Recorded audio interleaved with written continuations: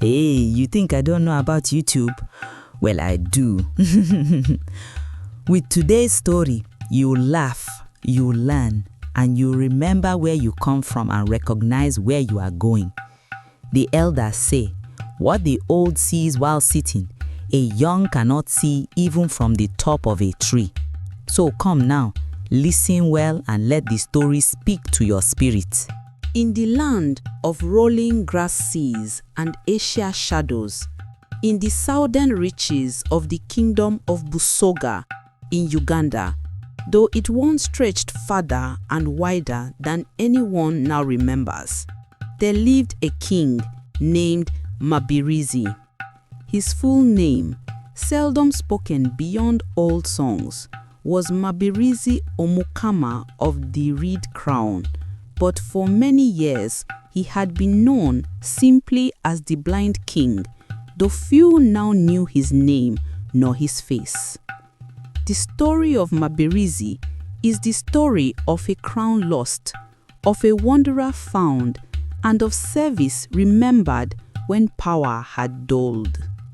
In the early years of his reign, Mabirizi had ruled from the city of Namasaba, a settlement nestled between iron-rich hills and the great marshes where papyrus grew tall and green. He was born to the royal bloodline of the Bakiolo clan. His mother, a Nalinia of the royal sisterhood, and his father, the former Omukama, whose voice carried in the court drums. The clans of Busoga, 50 in number, gathered beneath his rule and listened when he spoke of justice, when he banished the cruelties of old, when he walked the savannah at dawn, giving grain to the hungry, speaking gentle words to the cattle headers, admonishing those who hoarded and forgetting none who labored. He was loved, for the people said, Omukama si Omolabe, the king is not a craftsman of fear, and they believed in him. Then came the year of drought and winds of change. The rivers that fed the papyrus marsh shrunk. The lions moved away. The traders from the lake brought fewer goods. The chieftains of neighboring realms pressed for tribute. In one fateful ambush along the golden road that ran across the savannah, Mabirizi's hunting party was attacked by raiders from across the lake shore. In the fray, his eyes were struck and he lost his sight. He returned to Namasaba, a different man. Once the shining-eyed leader, now blind, dependent on his chief steward, his steps slow, his vision of the people limited to sound and scent and memory. In those days, uncertainty crept in. Some clans whispered that a king must see his land, that a king who cannot see cannot judge. Others said that his inner sight must now compensate, that invisibility invited power's decay. Mabirizi had the doubt in the hush of corridors at dusk, the sharp glances of ambitious nephews, and the secret meetings in clan huts where fate was weighed. The crown he wore, a circlet of carved brass and gold, with the emblem of the buffalo and the creeping vine, felt heavier on his brow. And indeed, the clans rose in quiet discontent. In the heat of one moonless night, a revolt sprang in the northern district, and the crown bearers came to him with the brass circlet and told him that he should abdicate, that the hour of the blind king was over. But Mabirizi would not abdicate. Instead, he made a decision which many thought folly. He sent away his ring of guards, dismissed his royal carriage, laid aside his robes of state, and walked out of his palace without announcement. He wandered from village to village, disguised in ragged cloth, his eyes clouded and covered with a simple linen scarf. He became a beggar, a mystic, a stranger among his people. His heart weighed heavy, but a spark of hope glowed. He would learn what kingship meant at its roots. In the morning, he found himself on the sunlit savannah road that led from the marshes to the upland bush. He sat by the side of the road where women carried jerrycans of water, where children chased butterflies, where goats trailed behind slow herds. He asked for something to eat, salted groundnuts, a chunk of cassava, and told himself that he was only a wanderer. The villagers did not recognize him. His beard had grown wild. His clothes were torn. The fine gold circlet was gone. They saw a blind man seeking kindness, and they offered. At a village called Buvuma, they gathered around him in firelight, and their lead storyteller, Jalia the griot, recounted the tale of the good king who once was, a king who walked at dawn among his people, listened to the cattle herders, visited the fields, touched the sick, inspired the young. The people clapped and the children danced. The blind man listened, tears in his heart, though none could see. In their words he heard himself, words like Umukama Je Afuba, Asaba Bulunji, the king who labors praise in goodness. He felt shame as well as pride, for he realized that the crown he had worn had become a symbol of fear rather than service. He traveled next to the hills of Mosamia, where maize waves like ocean green in the rainy season. And there he met Katobu the weaver, whose fingers were rough, whose cloth was patched, whose laughter was hearty. The blind wanderer sat in the hut of the weaver and watched the children play outside. Katobu told one of his old songs, Emiti Telimpia, Balinjikulu. The trees have no grandchildren, but they are tied by roots, meaning that the ancestors hold the living to their roots even if they cannot speak. The blind man joined in the chorus, his voice rough and low, and the weaver paused, looked at him. The villagers whispered, "Could this pilgrim see into the heart? Could this stranger know more than he looks?" The blind man bowed his head. Inside him, a seed sprouted, humility. Yet, not all encountered welcomed him softly. In the market town of Namogongo, the chiefs of the clan of Mbogo suspected him. They saw the ragged man, heard of rumors of a wandering blind king, and some among them plotted. They thought that once the crown returned, they might claim the throne for their nephew. They whispered in the smoky rafters of the granary, "If the crown comes back, we will bear it first." They watched the blind wayfarer. They mocked his broken cloak and the threadbare hat. One of them spat when he walked by. The blind man heard nothing, but felt the weight of the disdain. He felt anger stirring, but he clipped the anger with a proverb. Ubulabe omukama asanira yamo sanyukira. Fear of the king should come only if the king does good. He reminded himself, service first, then respect. He wandered onward, across the dry plains where giraffe browsed at acacia tops, across the river Kiyinga, where hippos churned the reeds at dusk, until he arrived at the village of Luwero, where the children had heard his legend but had never seen him. They gathered when he came and formed a semicircle in the fire-lit dusk.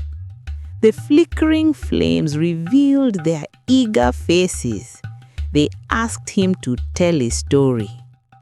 Though he could not see their faces, he felt their energy. He told them of the sun's journey, of the stallion's leap, of the reed crown lost in the storm of drought, of a king who shed his robes and watched his people. They listened, enraptured. The children murmured, "Maybe this man is that king." The elders nodded.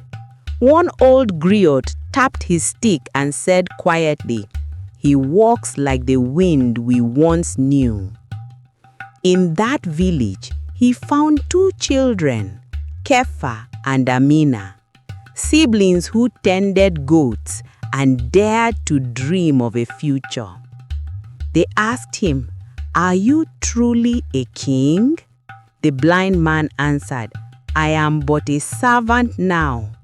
They asked, "If a servant rules, is he still a king?" He said, "Yes, if his rule honors the people." That night he stayed with them under the stars, and the sister told him of their dreams. The brother told him of the burdens. The blind man promised nothing but listened, and in his listening he rediscovered the courage to lead. Meanwhile, the old crown sat hidden in the stone vault under the palace in Namasaba, forgotten by most, taken by his steward in that dark night of revolt. The stewards and clan elders thought the crown safe, believing the blind king would never return to power. They kept it there, arguing whose nephew would succeed when the time came. They forgot the meaning. They forgot that the reed crown, though forged in brass and gold, was symbolic of service. Back in the village of Luwero, before dawn, the blind wanderer heard the sound of raiders approaching. The market trader shouted, the women cried. The chiefs in Namowongo had sent for mercenaries to seize the village grain store. The blind man rose, alerted by the children's fear, by the anxious bleating of goats, by the drums stopping in the night. He grasped the staff and walked into the village square, his voice firm though his eyes void. He called for calm. The raiders laughed at the sight of a blind beggar confronting them. But as they advanced, they did not expect the villagers to rally. The blind man reminded them, "You are my people. You cared for me when I sat at the roadside. You offered me food, though you thought me none." The villagers sprang to defend their homes. The raiders faltered. In that moment, the blind man walked across to the leader, touched his shoulder, and in his voice found authority. The raiders withdrew, unsettled by the courage of the one they thought weak. Word spread. The name of that blind stranger reached Namasaba. The steward heard it and feared the return of Mabirizi. He marshaled the clan elders and said, "The blind king is stirring. The crown may no longer be protected." They decided the crown must be moved secretly to the riverbank of Kyoga at midnight, under moonless skies, to be safe.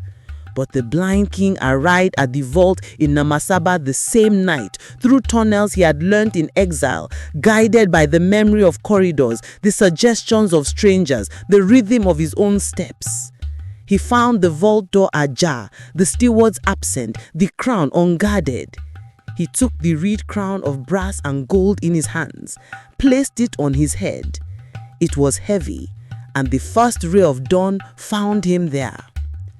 Then a great disturbance ensued. The steward raced back. The clan elders arrived with torches. The drums of revolution sounded. They accused the king of theft. The king said, "It was never mine to steal. It was always mine to serve." They said, "You have no right without sight. You abetted rebellion. You risked the clans." The king replied, "A king who sits on his throne does not rule the poor. A king who walks among his people does." The crowd gasped. The children of Luwero emerged, Kepha and Amina at his side. The villagers of Buvuma and the weaver Katobu arrived. They stood and testified, "This is the one. He served us, listened to us, defended us." The clans fell silent. In the hush came a twist. One of the nephews of the steward revealed an ancient betrayer. He confessed that years ago the drought had been worsened because the steward had traded the royal grain reserves for personal gain, had allowed the cattle to be stolen, had hidden the truth from the king. The steward had sought to replace the king with his nephew. The crown revolt was not to remove a ruler for his blindness, but to seize his power. The elder chiefs gasped. The truth toppled them. The steward fell to his knees and asked forgiveness. The king raised his hand and said, "You may rise, but serve fast." With that, the crown ceremony took place not in the throne room, but on the sunlit road where the king had first walked as a beggar. In the golden light, the villagers stood. The children draped flowers around his neck. The cattle herders lifted their spears in salute. The weaver Katobu wove a fresh cloth of white back cloth for the king's mantle, which fluttered like a cloud in the savannah wind. The blind king stood tall, reed crown upon his head, and spoke in the voice of the people. "I have seen with my heart. I have heard with my feet. I shall lead with my service." A chorus rose. Emikono giankazi gitalaba, arinanju. The hands of a woman know no rest without a home. In his humility, he acknowledged they were his home. From that moment, the reign of Mabirizi changed. He did not return to the grand palace in Namasaba, but established a council of villagers, the herder Isaac, the weaver Katobu, the child sister of Luwero, Amina, the elder griot, Jalia. He visited each village at dawn, sat under the shade of the acacia, listened to tales of hardship, laughed when jokes rose about the blind king who once begged on the road, wept at the stories of loss. He issued judgments barefoot, held barley bread for all, winged the drums of the dance of Amagunju, the royal dance of the Baganda, which he had adapted so the people could join without fear. But peace did not last long without trial. A famine came, worse than before, and the neighboring chiefdom of Ankole sought to exploit Busoga's weakness. In the dead of night, they poisoned wells. The blind king's council discovered the plot not by sight, but by listening to the frogs and the change of the reeds rustle. The king walked among the wells with his keen, his hearing acute, his memory prompt. He bound the traitors and arranged the safe water distribution. The people revived. He stood unbowed. In the great hall of reconciliation, the king spoke. A crown needs no sight to lead. A heart open to its people suffices. The proverb he chose, Omusai tegulina musago. A bloodline does not exempt you from judgment. The clans nodded. They understood. The steward who had plotted yielded his claim. The nephew who had usurped hopes departed into the wilderness. Years passed. The blind king became legendary. Songs were sung. On the hill by Kiyinga, the blind king walked, carrying nothing but his staff, the reed crown shimmering like moonlight on the grass. Children learned the tale at fireside. Nzika mulogoye. Walk in humility. The path leads you home. The villager said that though he could not see the distant hills, he saw the heart of every man and every woman. Eventually, the day came when Mabirize felt his end drawing near. He sat beneath a large fig tree by the road where he had first sat as beggar. The children of Bufuma had grown. The herders of Musamia had become elders. Katobu's cloth spread across the land. He called them. He placed the crown on the ground. He said, "The crown is not mine. It belongs to the people." He said, "I am but a leaf of the great tree of Busoga." The villagers stood in wreaths of dusk light. The council of service held the staff. He removed the reed crown and placed it back upon his head for one last time. In the quiet, he whispered, "Assign you Abantu. Rejoice in the people." Then he walked out beyond the fig tree, beyond the savannah road, into the dusk. His staff touched the grass, his shadow faded. The villagers watched until he became one with the gold of sunset. one with the whispers of the wind. They returned to their homes, some weeping, some singing, some silent in awe. That night the griot sang until midnight. Drums echoed until dawn.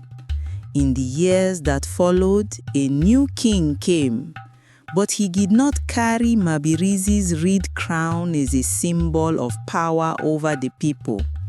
Instead, he carried a plain wooden circlet, and he too walked the savannah roads, listened at village firesides, asked for stories, forgave faults, defended the weak, and over the villages of Busoga, the tale of the blind king became a proverb.